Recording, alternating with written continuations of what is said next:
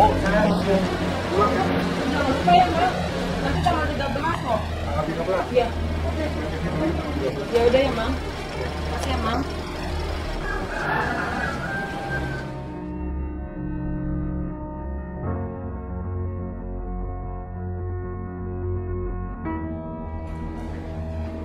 Assalamualaikum. Ini Mbak keberadaan banget sih, Mbak. Bang Jiun mana? Iya, Mbak Jiun kemana ya? Cari tadi. Dia taruh cari dia di mana sih? Bilang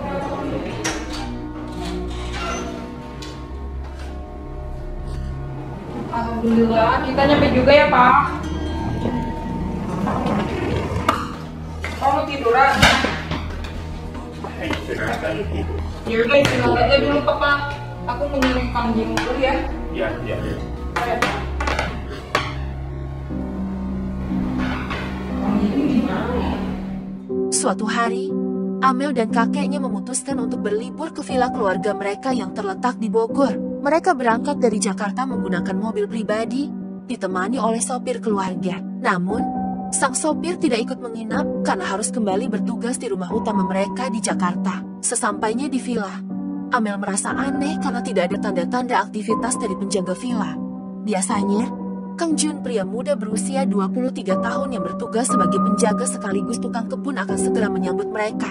Kang Jun dikenal sebagai pekerja yang rajin, kuat dalam pekerjaan fisik, dan telah lama mengabdi pada keluarga Amel. Amel kemudian turun dari mobil dan berjalan ke arah kolam. Di sana, ia menemukan Kang Jun sedang tertidur bersandar di tembok sisi kolam. Amel merasa kesal karena gerbang mobil tidak dibukakan. Padahal kedatangannya sudah dijadwalkan. Ia pun membangunkan Kang Jiun dengan nada agak marah. Kang Jiun terkejut dan segera bangun. Terlihat panik karena tidak menyadari kedatangan Amel dan kakeknya. Ia segera meminta maaf dan buru-buru membantu membawakan barang-barang mereka masuk ke dalam villa.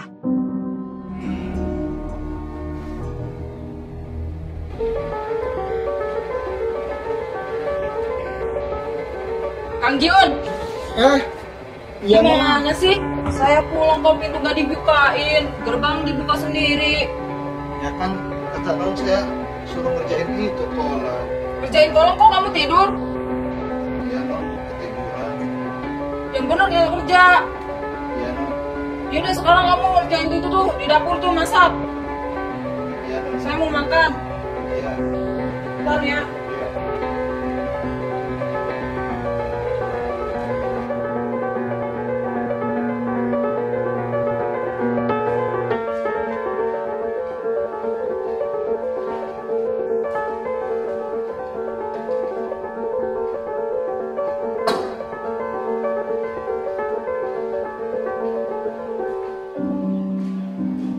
Setelah membereskan koper dan barang-barang dari kota, Amel dan kakeknya memutuskan untuk beristirahat sejenak di kamar villa. Perjalanan jauh dari Jakarta benar-benar menguras tenaga mereka. Suasana villa yang tenang, ditambah udara Bogor yang sejuk, membuat keduanya cepat terlelap. Di sisi lain, Kang Jiun yang merasa bersalah karena sempat tertidur saat Amel dan kakeknya datang tidak tinggal diam. Ia segera bergegas ke dapur dan mulai memasak. Dengan cekatan, ia menyiapkan makanan hangat untuk makan siang Amel dan sang kakek. Meski ia terlihat tenang, dalam hatinya ia tetap merasa tegang, khawatir belum cukup maksimal dalam menyambut keluarga majikannya.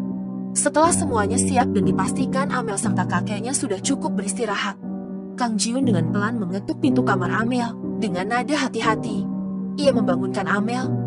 "Non, maaf ganggu, tapi sebaiknya makan dulu ya. Di sini hawanya dingin. Jangan sampai perut kosong terus, bisa masuk angin nanti," ujarnya sambil tersenyum kikuk. Amel yang terbangun perlahan hanya mengangguk sambil menguap. Meski tadi sempat kesal, kali ini ia bisa merasakan niat baik Kang Jiun.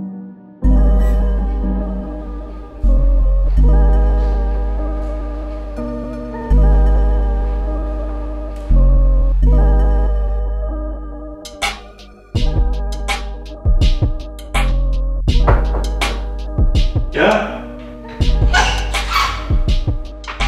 Masuk. Pak, itu makanannya udah siap. Oh ya? Iya. No, bangun. Ya udah, saya tinggal dulu ya. Bangun. Bangun. Bangun. Bangun. Ayo bangun. Apaan sih, Pak? Makanannya udah siap.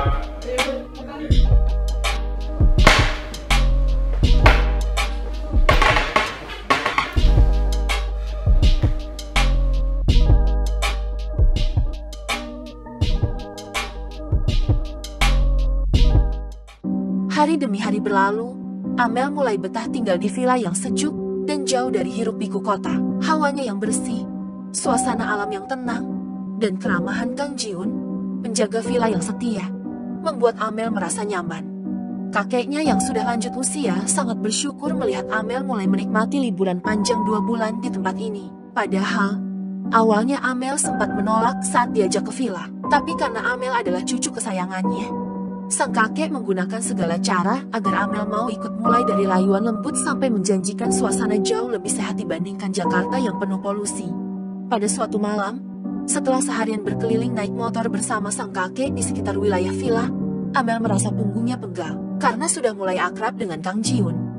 Ia meminta tolong untuk dipijat ringan. Kang Jiun sempat ragu. Ia tahu batasan antara majikan dan dirinya sebagai pekerja. Namun, melihat Amel yang kelelahan dan hanya meminta bantuan ringan, ia akhirnya setuju dengan tetap menjaga sikap dan etika. Sambil memijat ringan punggung Amel yang masih duduk bersandar, mereka pun mengobrol. Amel banyak bercerita tentang kehidupannya di Jakarta, rutinitas kuliah, dan bagaimana ia merasa penat dengan hiruk-pikuk kota besar. Kang Jiun pun sedikit terbuka, menceritakan masa kecilnya dan kehidupan sederhananya sebagai anak desa yang memilih tetap bekerja di villa keluarga Amel. Suasana malam itu terasa hangat. Amel mulai menguap dan akhirnya tertidur di sofa ruang tamu. Melihat itu, Kang Jiun dengan hati-hati membangunkannya. Namun karena Amel sudah sangat lelap, ia memutuskan untuk dengan sopan dan penuh tanggung jawab menggendong Amel ke kamar dan menidurkannya dengan tenang seperti seorang adik yang dijaga kakaknya. Malam itu, udara dingin Bogor menyelimuti villa. Tapi suasana hati di dalam rumah itu terasa hangat dan penuh ketulusan.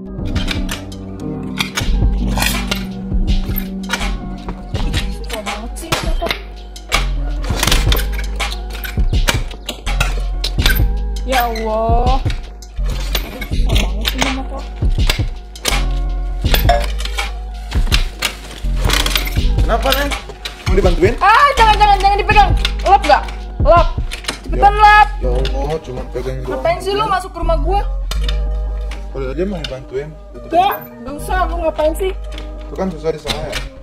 Emang bisa lu? Bisa. Ya udah coba tuh. Orang belum dikontakin. Lu lihat.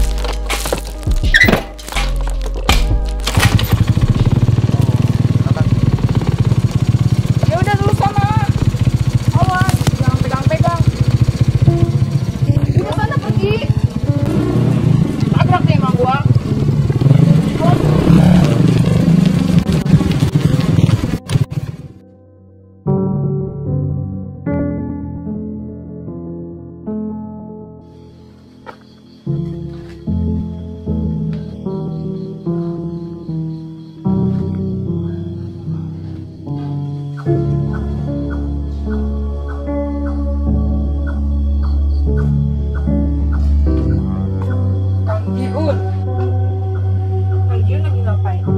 Lagi beres-beres ini, Nong. Lagi sibuk ya? Enggak. Ih, saya kayaknya masuk angin deh Kang Jiun. Bisa keringin nggak? Kalau keringin lah, saya nggak bisa nah. Nggak bisa ya? Iya. Ya udah pijitin saya aja ya. Ya udah ayo nah. Ya udah. Yuk.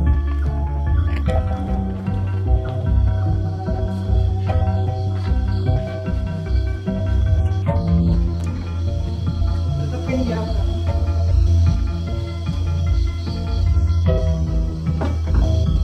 Maaf ya non, saya jadi kesopan. Iya nggak apa-apa kok, emang saya mau. Emang kenapa non pengen dipijit? Ini kayaknya lama di perjalanan kali ya. Oh, Angin. Oh iya, Kang Jiun. ya. Itu kan kemarin saya nyuruh Kang Jiun apa tuh bikin uang ya? Iya. Ini udah beres. Udah.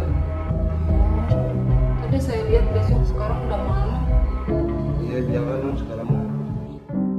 2 bulan berlalu sejak Amel dan kakeknya tinggal di villa yang tenang itu. Udara segar, rutinitas santai, dan suasana alami membuat waktu terasa berjalan cepat. Suatu sore, sang kakek mengingatkan, Mel, besok kita pulang ke Jakarta. Ya, namun Amel tampak gelisah. Aku masih ingin tinggal di sini, kek, belum siap kembali. Kakeknya heran sekaligus bahagia melihat cucunya betah. Tapi ia juga mulai merasakan ada yang berubah dari sikap Amel. Diam-diam, ia memperhatikan gerak-geriknya. Mel, kamu gak cerita sesuatu ke kakek? Amel diam, tak mampu berkata jujur. Kakeknya menatap lembut. Apa kamu hamil? Nah, dengan gugup, Amel menggeleng, lalu beranjak pergi tanpa menjawab jelas. Sang kakek termenung sejenak, lalu ia keluar menuju halaman villa, melihat Kang Jiun sedang merapikan tanaman. Dengan suara tenang namun serius, sang kakek bertanya, Jiun, ada yang ingin kakek tahu soal cucu kakek? Kang Jiun langsung menghentikan pekerjaannya. Wajahnya menunduk dalam-dalam. Maafkan saya, Pak, ini semua salah saya. Tolong jangan salahkan Non Amel. Jika harus ada yang bertanggung jawab, saya siap. Saya tahu saya hanya orang kecil di rumah ini. Sang kakek menatap Kang Jiun dengan dalam. Tidak marah tapi justru melihat ketulusan dan keberanian seorang pria muda yang rela bertanggung jawab penuh. Namun ia juga tahu, ada sisi cerita yang tidak dikatakan, bahwa semua ini tidak bisa hanya dibebankan pada satu pihak. Sang kakek, dengan kebijaksanaannya, memutuskan sesuatu yang tak terduga. Beberapa hari kemudian, Amel, kakeknya, dan Kang Jiun kembali ke Jakarta. Keluarga besar Amel dikumpulkan. Dalam suasana hikmat, sang kakek menyampaikan keputusannya. Saya melihat seorang pria yang jujur dan bertanggung jawab. Jika dia bersedia menjaga cucu saya seumur hidupnya, maka saya tak akan ragu menyerahkannya. Amel meneteskan air mata. Kang Jiun pun mengangguk perlahan. Tak ada paksaan, hanya sebuah pilihan. Memperbaiki, bertanggung jawab, dan saling menguatkan di tengah kesalahan dan perjalanan hidup. Pesan-pesan moral yang dapat diambil dari cerita ini adalah, kejujuran adalah kunci dari penyelesaian masalah. Walaupun sulit, bersikap jujur akan membuka jalan untuk solusi dan keadilan yang lebih baik. Kebijaksanaan orang tua atau orang yang lebih tua sangat penting dalam keluarga. Kakek Amel menunjukkan ketenangan dan kebijaksanaan dalam menghadapi masalah yang rumit tanpa langsung menyalahkan siapapun. Tanggung jawab adalah wujud nyata dari kedewasaan. Kang Jiun berani mengakui dan menanggung akibat perbuatannya, menunjukkan sikap terhormat meskipun ia berada di posisi yang sulit. Pergaulan dan batasan harus dijaga, terutama dalam lingkungan yang melibatkan atasan dan bawahan. Relasi yang sehat harus dibangun atas dasar saling menghormati dan tidak menyalahgunakan posisi atau kekuasaan. Keluarga yang saling mendukung bisa menjadi tempat pulang terbaik ketika terjadi kesalahan atau persoalan. Keluarga yang terbuka dan bijak bisa menjadi pelindung, bukan penghakim. Lingkungan yang tenang bisa jadi tempat merenung dan mengenal diri sendiri. Kadang, menjauh dari hiruk-pikuk kota membantu seseorang memahami keinginan dan masalah hidupnya lebih dalam. Terima kasih sudah menonton sampai akhir. Jangan lupa like, komen, dan subscribe untuk mendukung channel ini agar terus berkembang dan menghadirkan kisah-kisah menarik lainnya. Ambil sisi positifnya, buang yang negatifnya. Sampai jumpa di video selanjutnya. Wassalamualaikum warahmatullahi wabarakatuh. Saya mau ke rumah Bang aja dulu ya. Mau ngapain? Oh ya udah, jangan lama-lama ya. Di rumah kan nggak ada orang yang tutupin pintu. Oh ya udah ya Pak. Nyari tanah, bilang aja. Ibu sebentar. Ya udah. Hati-hati ya, Pak. Ya.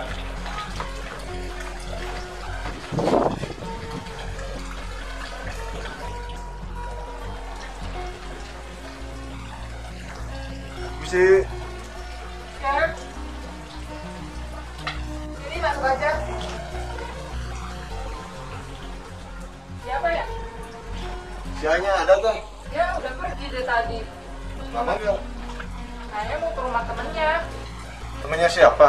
Itu si Fajar yang rumahnya di pojok. Ada perlu? Ada sih sedikit. Ya udah, nggak apa-apa, tungguin aja di sini. Ya, Ada perlu apa ya? ini aja sedikit sih pribadi. Oh, kamu siapanya? AA? Saya temennya. Dari kecil ya temenan sama si AA. Oh, tadi juga si Asi bilang kalau ada kamu sebelumnya aja. Ya udah, saya minum dulu ya. Oh iya, boleh. Kamu masuk aja. Iya. Pak, itu orangnya ada di dalam, ke dalam aja. Iya.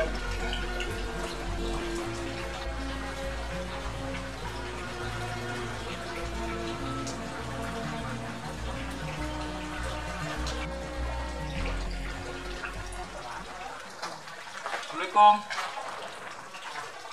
Assalamualaikum. Waalaikumsalam. Ada perlu apa ya, Pak? Ini saya temennya si A. Si A-nya ada nggak? Ya, si Anya udah pergi deh. Udah pergi ya? Iya. Ada perlu. Iya, ini kan teman A, teman bisnis. Oh, temennya si AA.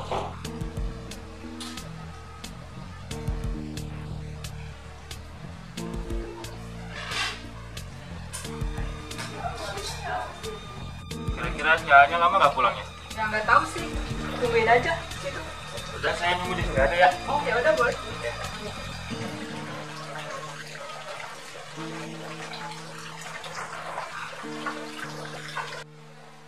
Nah, orang yang ada di sini kemana ya? Oh, nggak ada ya?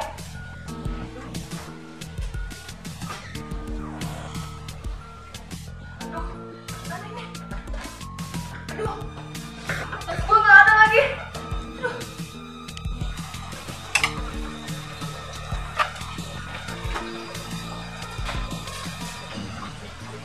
Wah, lumayan. Bang, lihat tadi ada orang nggak jalan ke situ? Oh, nggak ada tuh, Teh. Nggak ada lewat sini. Aduh, kemana sih tuh orang?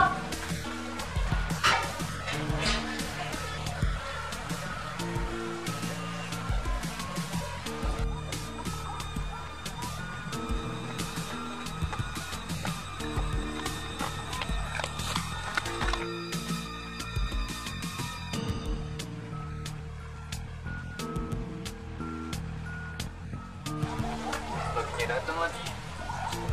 Mana ya? Kuring aja. Pak, tadi ada teman bapak tadi di rumah kesel, tapi nomornya nggak tahu. Jangan pulang aja ya. Jangan pulang ya. Ya, ini teman bapak nih, Pak. Itu teman bapak yang tadi nyariin. Udah bapak kejar tuh malingnya, cepetan.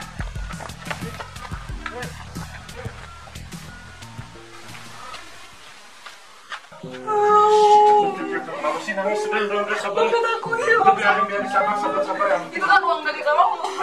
Ntar bisa ingat lagi. Sabar. Ya, selain dompet, apa yang hilang lagi ada nggak? Nggak ada. Itu barang hilang nggak? Masih ada? Ada. Ada. Oh bagus, masih ada. Mau lihat?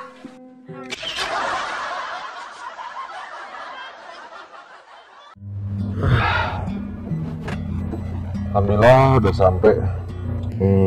Oh sepatu udah diganti nih. Udah dicepotin sepatunya udah.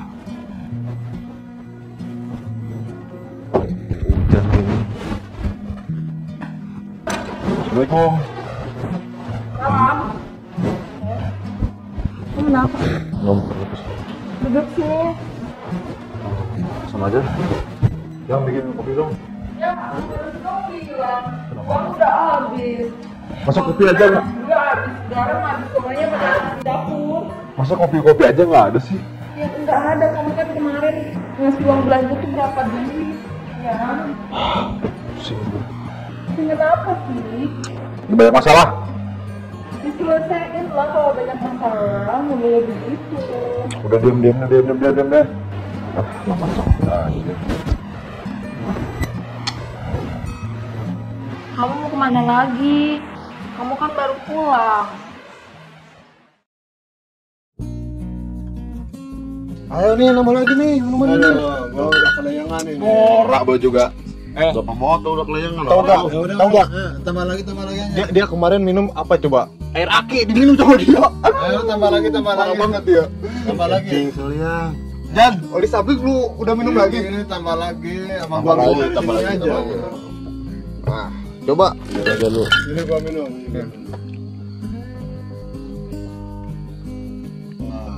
Buset boy. Mantap. Mantap, mantap. Mantap. Musik. Lo dong lo. Lu gantian minum. Ya, lu jadi Gua tuangin buat lu. banget nih. Ini pegang. Minum. Lu nih ya. Yuk, Ya, siap. minum. Kalau pakai Gua ya, musik, pakai musik enak ya? Dangdut, berbeda kasta. Tadi gua mau ngapain ya? Oh iya mau musrik. Oh iya musrik. Santai.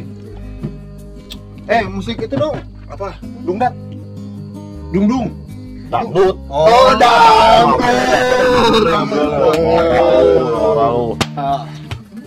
Udah setel dong. Ya setel. Pusing. Jan, minum. Minum. Tuh. Salah. Nih. Lu minum nih. Budi tuh Budi. Mana? Tuh si Budi. Oh iya udah panggil. Sini dia. Itu bodi apa semen? Budi kayaknya ya. Gua Ampen. Tahu Budi. Oh iya, Halo bro. Sini kumpul. Sini. Aduh, lama ini orang. Dari mana? Sini. Duduk. Geser. Duduk sini, duduk. Ya. Kasar. Hei, mana aja lo? Ada gua lagi sibuk, lagi banyak urusan. Udah banyak banget. Ya udah saja jadi bos proyek. Iya. Ya, begitulah, tapi belum jelas nih bayarannya. Aduh, ya udah. Minum. Wangi dong. Kasih minum. Ini bukan minum. Alah bego. Kawan ini.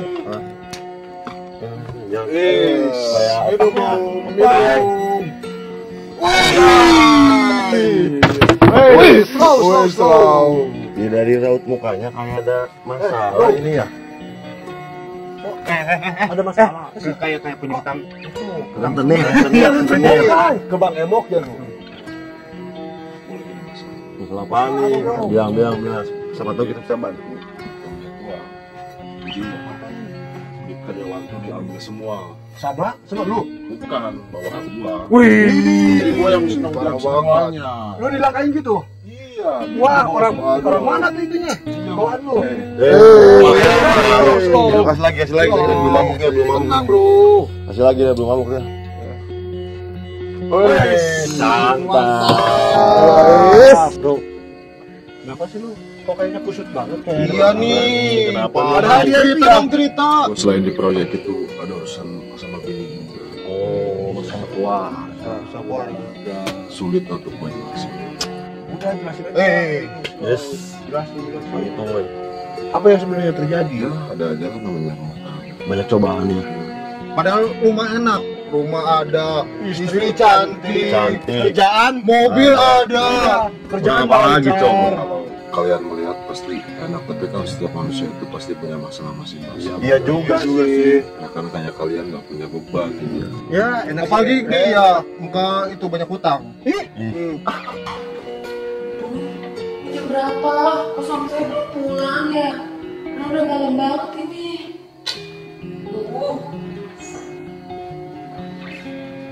Bro, kayaknya gua balik dulu nih.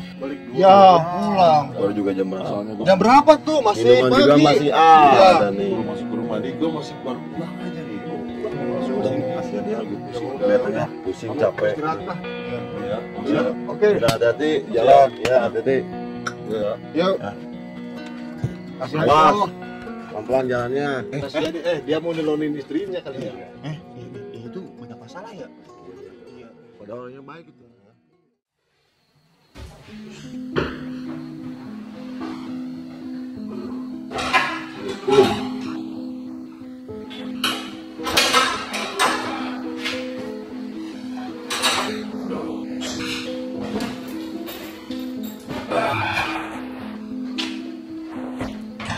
Siap.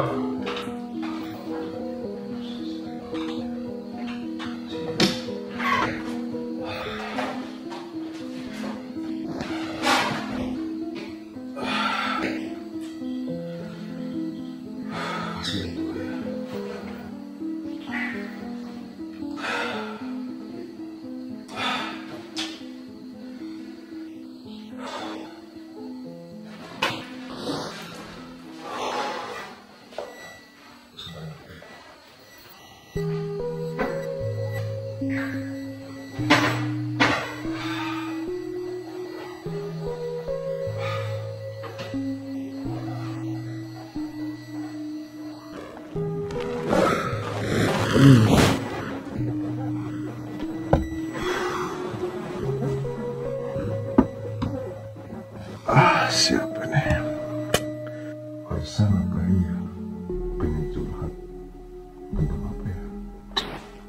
Lu baru aja mau balik. Gini bro. Coba.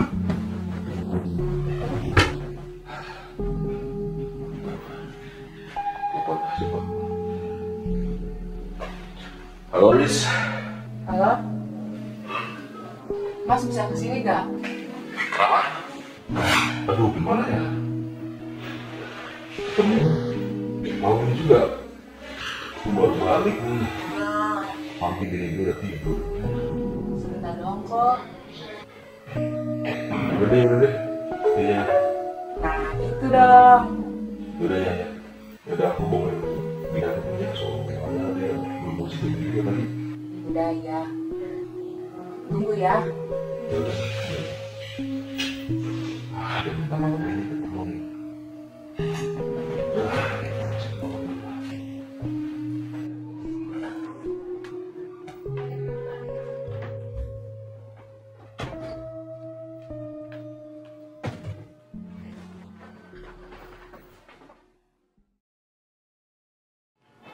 Hai. Iya.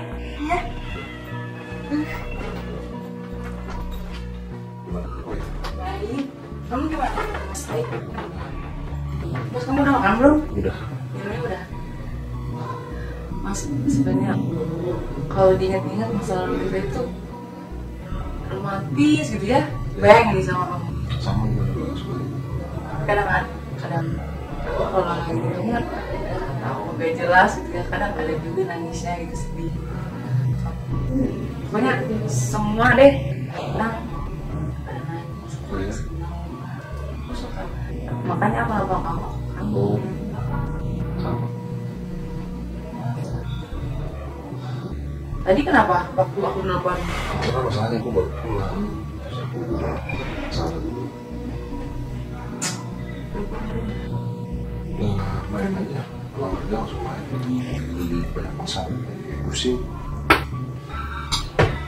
Mas, kamu nginep di sini ya. Sekali. Seminggu juga boleh deh. Ih, kok sih mau Ya, sih? kalau ketemu sih.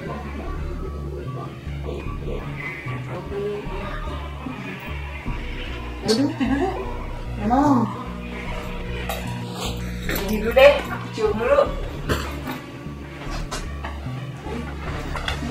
Kamu di sini nih.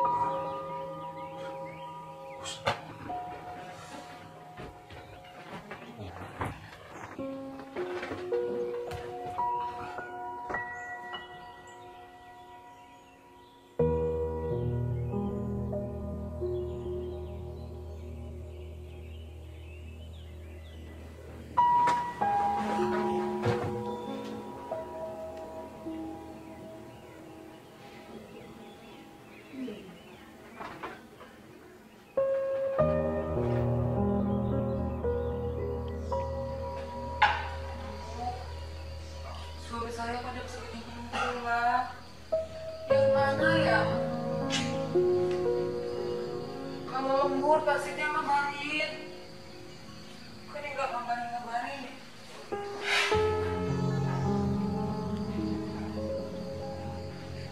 Telepon nggak aktif. Di SMS nggak dibales. Semoga dia nggak kenapa-napa ya Allah.